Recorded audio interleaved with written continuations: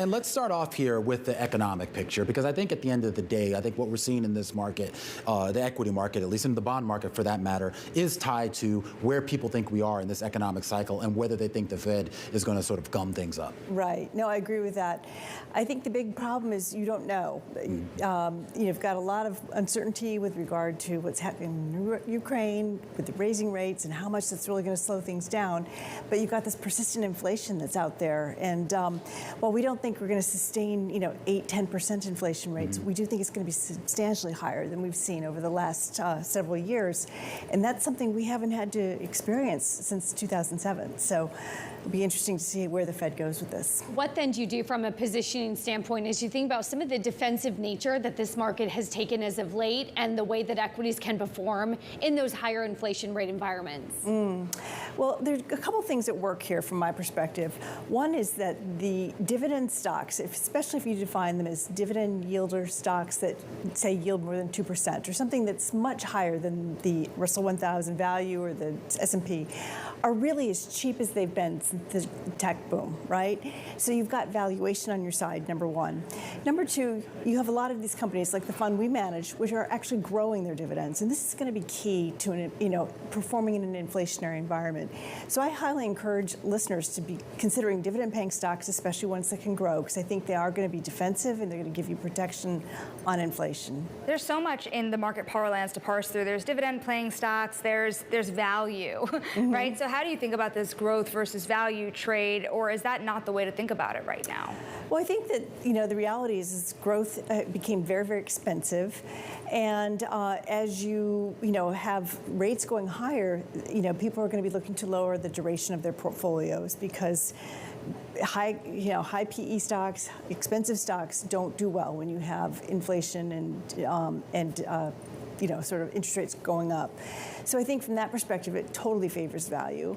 And I think you can even lower the duration in a portfolio even more if you think about the dividends that are coming back to you, because you're getting your money now versus, waiting until you sell the stock eventually. We're in a phase now where you're already starting to see a lot of investors gravitate towards that type of trade. They've been doing that now for a while. And I wonder if it accelerates. Even if we do end up in I don't want to say recession, but we end up in maybe sort of a prolonged sort of, economic doldrum, let's call it that, whether it's stagflation, whether it's recession or something in between here. Where do you go as an investor, though, in that environment if this persists for a longer period of time? So I think there are two considerations here. One is in a more inflationary environment, you could have like a global inflationary boom. And in that case, I think you really want to focus on companies with pricing power because they're going to participate, but they're also going to have the tailwind of the economic wind at their back.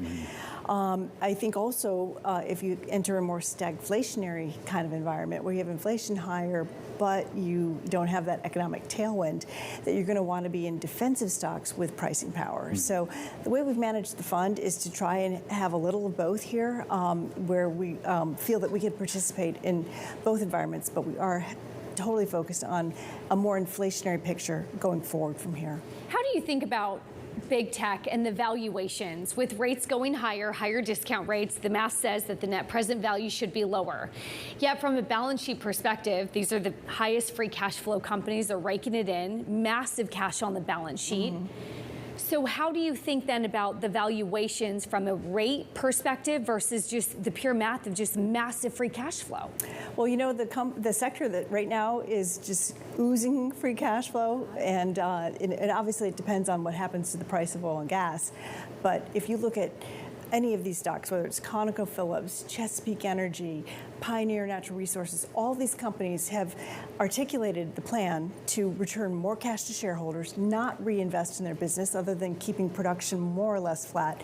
And the free cash flow yields on these things right now are ginormous, especially if we see oil prices and gas prices stay at these levels. You've been talking about dividends so much, and I'm wondering about buybacks because valuations have come down and companies are thinking about how to reward their shareholders.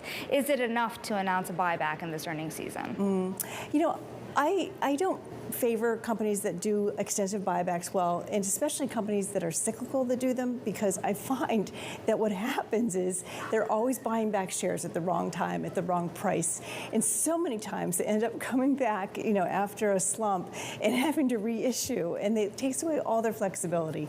By doing special dividends, which a lot of our companies that we invest in our fund, actually do have special dividends, and so they have that flexibility to do a plain dividend, a special dividend, buy back shares, or make an acquisition if it makes sense.